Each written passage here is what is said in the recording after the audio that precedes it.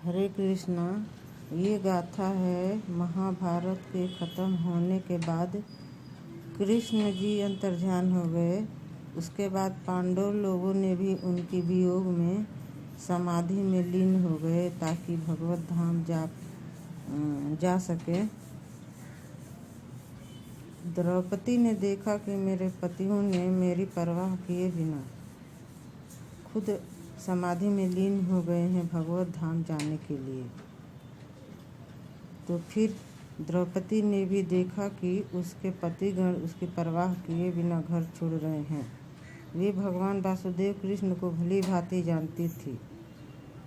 वो भी भगवान कृष्ण के ध्यान में लीन हो गई ताकि अपने अपने पतियों के जैसा वो भी गति को प्राप्त हो जाए।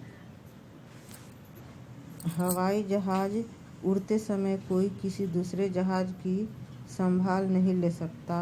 हर एक को अपने खुद के जहाज की संभाल लेनी होती है और यदि कोई संकट आ पड़े तो उस अवस्था में कोई अन्य जहाज दूसरे की सहायता नहीं कर सकता। इसी प्रकार जीवन के अंत में जब हर एक को अपने भगवत धाम अपने घर जाना होता है तो उसे दूसरे के ऊपर निर्भर न रहकर स्वयं अपनी संभाल करनी होती है।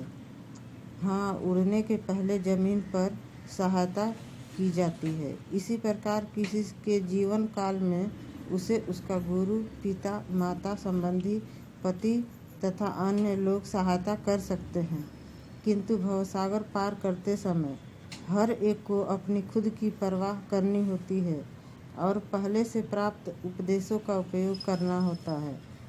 द्रौपदी के 5 पति थे, किंतु किसी ने नहीं कहा कि चलो। द्रौपदी को अपने महान पतियों की प्रतीक्षा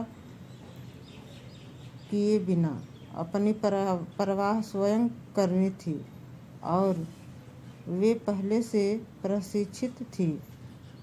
उन्होंने तुरंत पूर्ण पुरुषोत्तम भगवान वासुदेव कृष्ण का ध्यान किया। पत्नियों को भी उसी तरह पतियों जैसी गति प्राप्त हुई। वे बिना शरीर बदले भगवान के धाम पहुंच गए। इन सब बातों से हमें यही सीख लेनी चाहिए, सबको ये भौतिक दुनिया नाशवान है, छोड़कर खुद भगवान में लग जाएं। उनके लिए हमेशा समाधि लगाएं, भगवान का ही विष्णु का ध्यान करें। इस प्रकार फिर हम दूसरा शरीर नहीं पाएंगे, भगवत धाम चले जाएंगे। हरे कृष्णा।